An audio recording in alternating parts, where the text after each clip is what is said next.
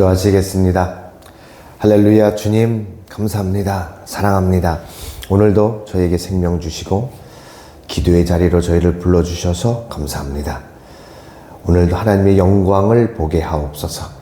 예수님의 이름으로 감사하며 기도드립니다. 아멘.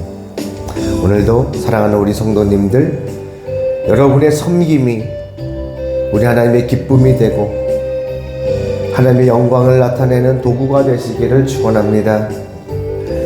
당신의 그 섬김이 전국에서 해같이 빛나리.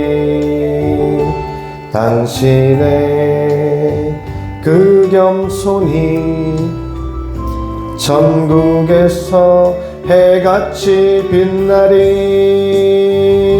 당신의 그 믿음이 전국에서 해같이 빛나리. 당신의 그 충성이 전국에서 해같이 빛나리. 주님이 기억하시면 족하리.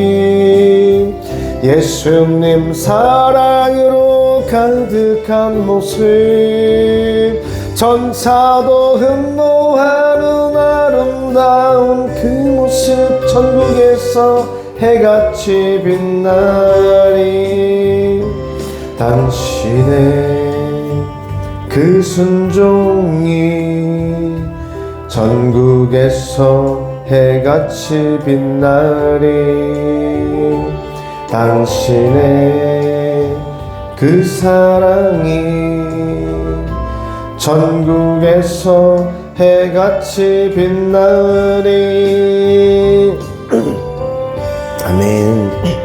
그 찬송이 전국에서 해같이 빛나리. 당신의 그 헌신이 전국에서 해같이 빛나리. 주님이 기억하시면 족하리. 예수님 사랑으로 가득한 모습, 전사도 흠모하는 아름다운 그 모습, 전국에서 해같이 빛나리. 아멘. 우리 모두 천국에서 해같이 빛나게 될 것입니다. 우리 하나님의 말씀 고린도전서 10장 12절 13절 말씀입니다. 고린도전서 10장 12절 13절을 함께 보시겠습니다. 그런즉 선줄로 생각하는 자는 넘어질까 조심하라. 사람이 감당할 시험 밖에는 너희가 당한 것이 없나니 오직 하나님은 미쁘사 너희가 감당하지 못할 시험 당함을 허락하지 아니하시고 시험 당할 즈음에 또한 피할 길을 내사 너희로 능히 감당하게 하시느니라. 아멘. 항상 감사해야 할 이유라는 제목으로 말씀을 전하겠습니다. 하나님의 뜻대로 행하는 자가 천국에 가지요. 하나님의 뜻은 무엇일까요? 성경에 많은 하나님의 뜻이 기록되어 있지만 두 가지만 말씀을 드리면, 요한복음 6장 39절 40절에 나오는 아들을 보고 믿는 자마다 영생을 얻는 것, 마지막 날에 그들을 다시 살리는 것, 이것이 하나님의 뜻이라고 우리 예수님께서 말씀하셨고요. 또 항상 기뻐하라, 쉬지 말고 기도하라, 범사에 감사하라. 이는 그리스도 예수 안에서 너희를 향하신 하나님의 뜻이니라. 데살로니가전서 5장 16절에서 18절에 하나님의 뜻이니라 정확하게 말씀하셨어요. 그래서 우리는 항상 기뻐하고 쉬지 말고 기도하고 범사, 모든 일에 감사해야 합니다. 그런데 우리 살면 그게 쉽지가 않죠. 우리 하나님을 만나고 우리 예수님을 믿고 주님과 연합을 해서 주님과 함께 매일매일 살아가는데 어렵습니다. 하나님은 왜 우리에게 고난을 주실까요? 우리의 삶이 하나님을 믿는데도 왜 이렇게 힘들까요? 하나님은 우리 머리카락까지도 다 세고 계신다고 했습니다. 참새 한 마리가 그냥 시장에서 싼 값에 팔려요. 그런데 하나님께서 참새 한 마리도 하나님이 허락하지 아니하시면 절대로 그냥 죽지 않는다. 하나님께서 우리를 사랑하시는데 얼마나 사랑하시는지를 말씀해 주시기 위해 저 그냥 죽어 시장에서 100원, 200원에 팔리는 참새 한 마리도 하나님이 허락하셔야 죽는 것이다. 하물며 너희일까 보냐. 우리는 하나님께서 그의 아들 예수 그리스도의 신부로 가장 아름답고 가장 존귀한 존재로 만드신 우리는 그러한 존재입니다. 우리의 인지가 이제 어른이 되고 이제 성장해서 어른이 되면 내 삶은 왜 이렇지? 내 환경은 왜 이렇지? 존재에 대한 의문을 갖게 되죠. 하나님께서는 그 행하시는 모든 일에 이유가 있으십니다. 단 한 가지 이유. 이 일을 통해 나를 만나라는 겁니다. 하나님을 만나라는 겁니다. 하나님을 발견하라는 겁니다. 말을 듣지 않는 자녀들을 통해 하나님을 만나라는 거예요. 하나님과 너와의 관계를 점검하라는 거예요. 풀리지 않는 일들, 내 뜻대로 되지 않는 상황들, 전혀 예상치 못한 상황에서 찾아오는 수많은 불행들, 갑자기 사고가 터지고 자녀가 사라져버리고 고칠 수 없는 병을 안게 되고 전혀 뜻하지 않았던 일 때문에 사업이 망하고 곤경에 처하고 경제적인 어려움을 당하게 되고 몸에 병이 들고 정말 많은 불행의 상황을 닥친 사람들의 이야기를 우리가 듣습니다. 그런데 놀랍게도 그 모든 상황을 다 포함할 수 있는 극도로 힘들고 어려운 환경이라고 한다면 우리 다윗이 고백한 시편 23편 4절의 말씀, 내가 사망의 음침한 골짜기를 다닐지라도, 얼마나 고통스러운지 사망의 음침한 골짜기래요. 그런데 다윗은 거기서 무서워한다 그렇게 고백한 게 아니라 사망의 음침한 골짜기로 다닐지라도 해를 두려워하지 않는다. 이유가 뭐냐면 주의 지팡이와 막대기와 함께 하시고 주께서 나와 함께 하시기 때문에 상황은 사망의 음침한 골짜기 같은데 괜찮다는 거예요. 하나님이 함께 하신다는 것을 발견하실 수 있는 눈이 열리시기를 주님의 이름으로 축원합니다. 이제 우리는 하나님께서 그 아들의 핏값으로 사셨기 때문에 구원하신 그 이후에 우리를 예수 그리스도의 모습으로 자라게 하십니다. 마치 우리 육신으로도 응애 하고 아이가 태어나면 그 아이가 온전한 한 사람으로서 서기 위하여 부모님의, 가족들의, 사회의, 이웃의 전폭적인 사랑과 지지와 양육을 받습니다.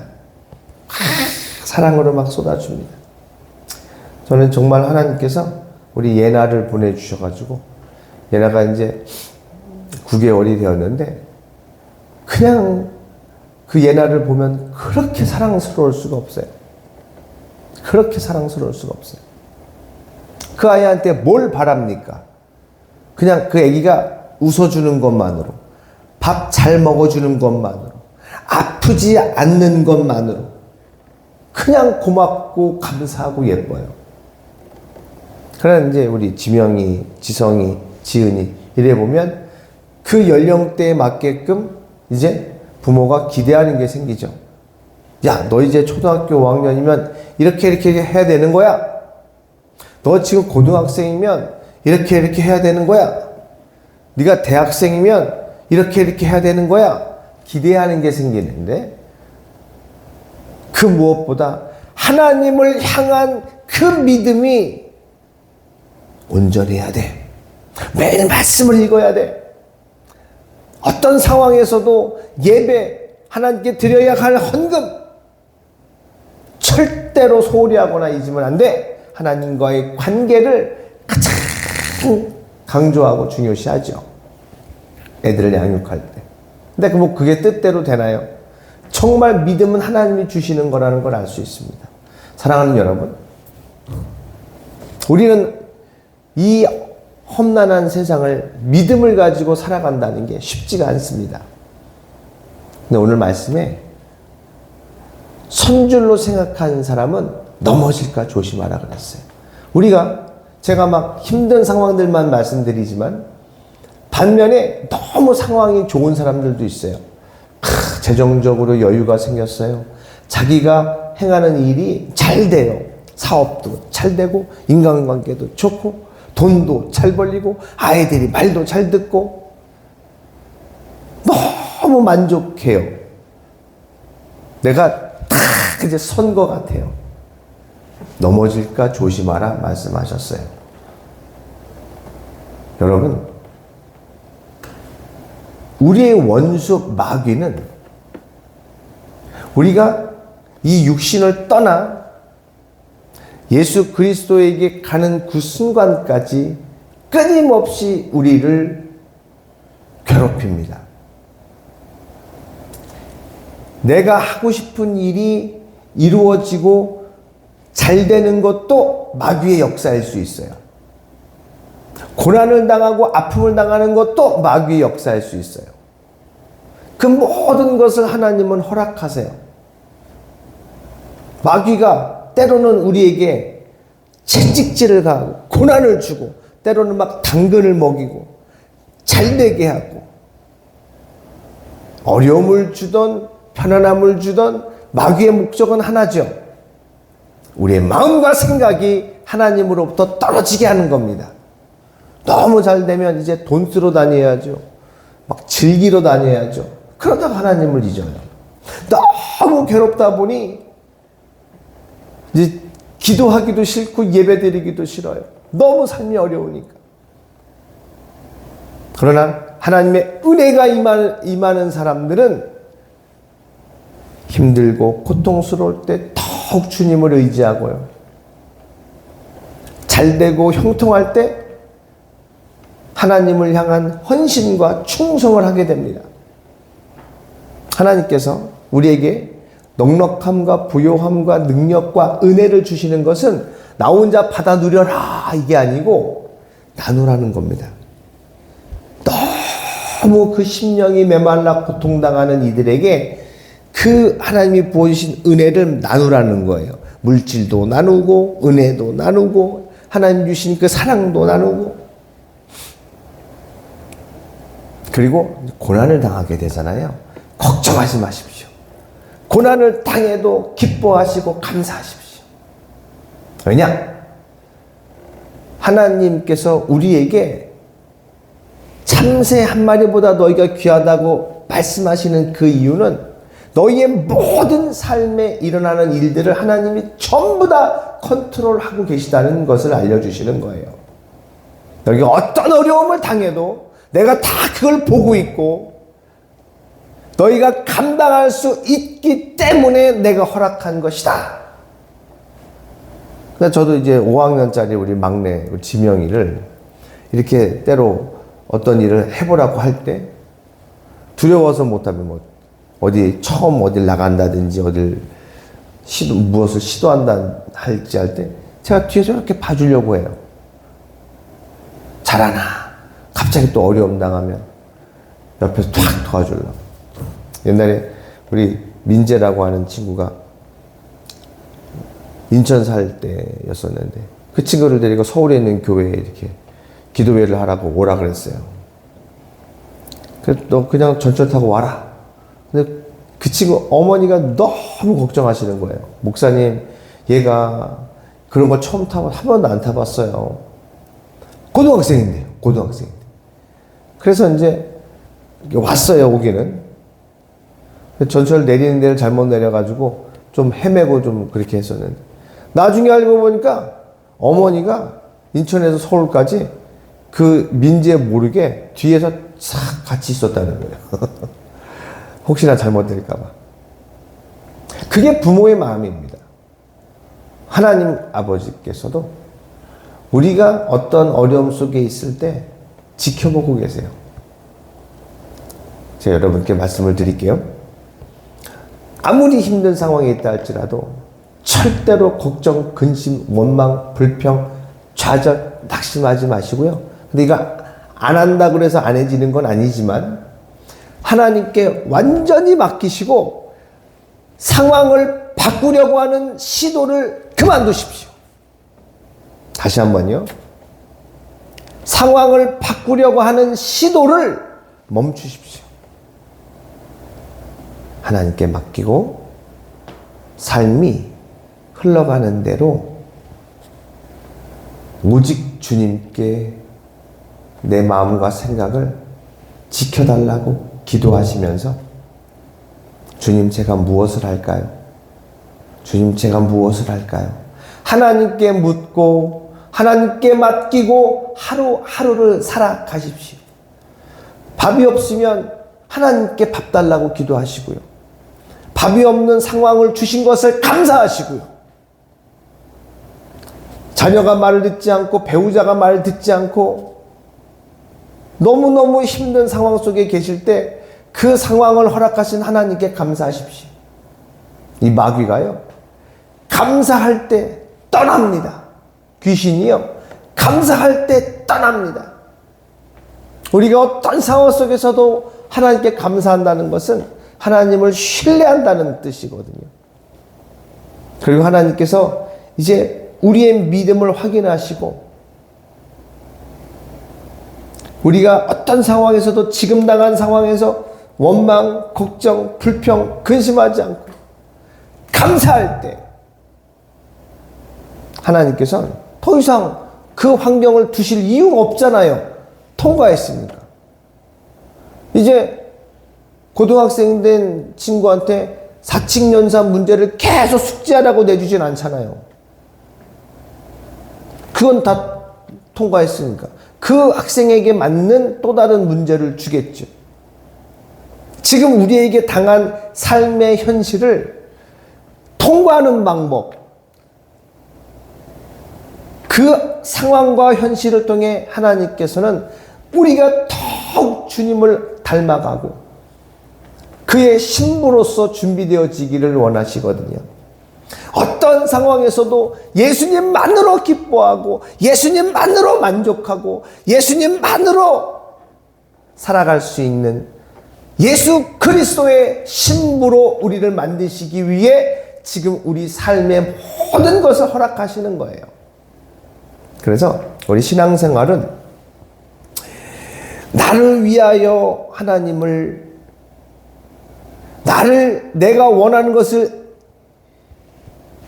이루어내기 위하여 하나님을 믿고 따르는 것이 아니라 그 하나님이라는 나를 창조하시고 구원하신 그분의 그 놀랍고 아름다운 그 사랑, 나를 향한 그 사랑, 그 사랑에 너무 감사하고 너무 황홀하고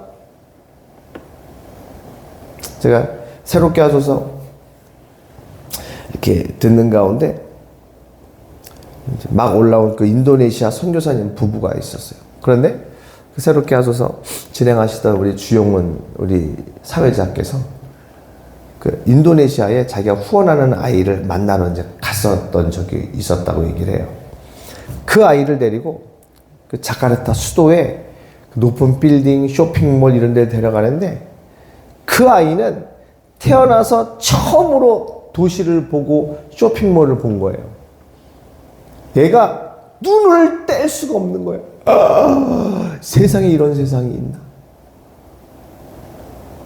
이 세상에서 그 힘든 가운데 살던 아이를 도시를 보여주기만 해도 그렇게 놀라는데 우리가 이 다음에 우리 주님 계시는 천국에 간다면 저 요한계시록 21장에 하늘로부터 내려오는 새 예루살렘은 가로 세로 높이가 12,000 스타디온 약 2,400km나 되는 인도만큼의 크기를 가진 빌딩이 여러분 서울시만한 빌딩이 있다고 해도 그게 말이 됩니까 여러분?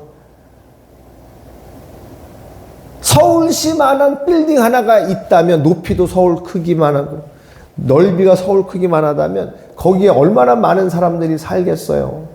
빌딩이니 그 안에 얼마나 많은 편의시설들이 꽉 차 있겠어요. 그런데 얼마나 큰 빌딩이 하늘로에서부터 내려오느냐면 인도 땅보다 조금 더 큰 그 어마어마한 빌딩이 새 예루살렘인데 정금으로 만들어진 그 영광스러운 빌딩이 하늘로부터 내려온대요.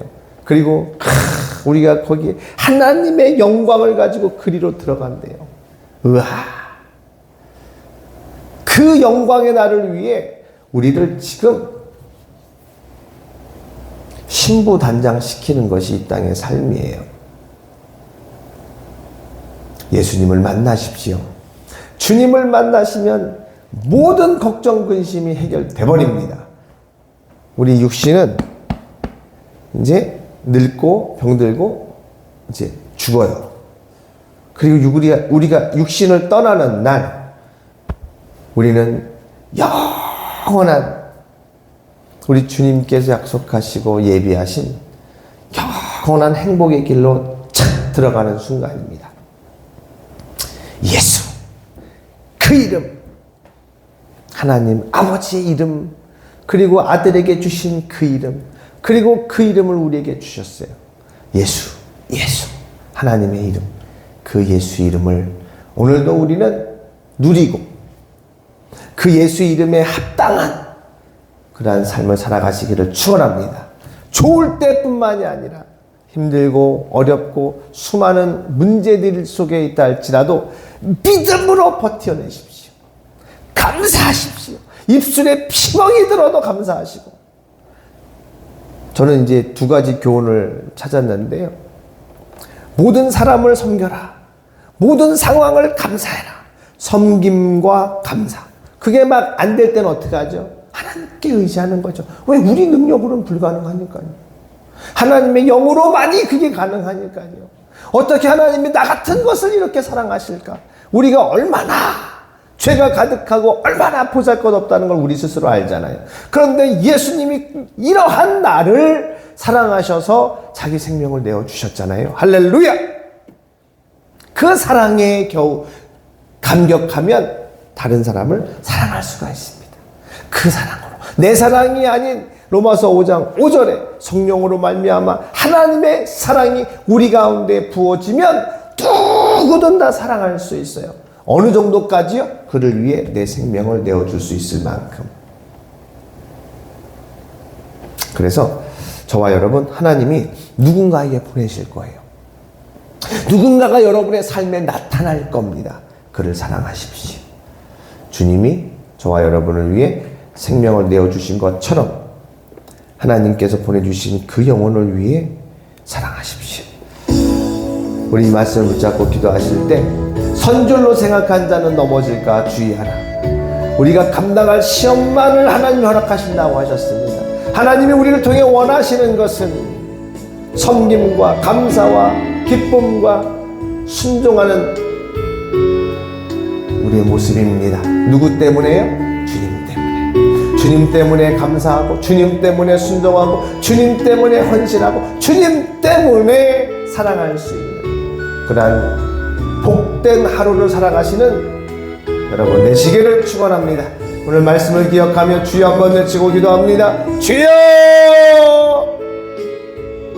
할렐루야. 주님 사랑합니다. 주님을 찬양합니다.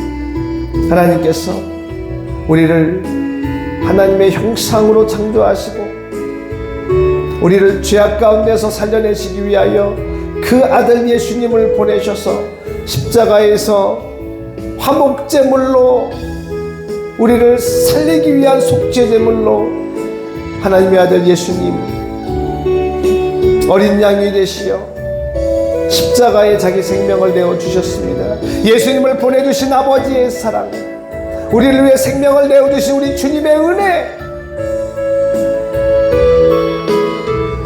이 모든 하나님의 사랑을 부어주시는 우리 성령님의 역사하심 오늘 우리 안에 충만하게 하시고 오직 예수 이름으로 감사하고 예수 이름으로 기뻐하고 예수 이름 때문에 오늘을 살아갈 수 있는 믿음의 삶을 살아가게 하옵소서. 주님 사랑합니다. 주님 사랑합니다. 당진시 외국인 57개국 1만 5천 명을 주께로 인도할 수 있는 저희가 되게 하옵시고 저들을 섬길 수 있도록 주여 우리를 인도해 주시옵소서.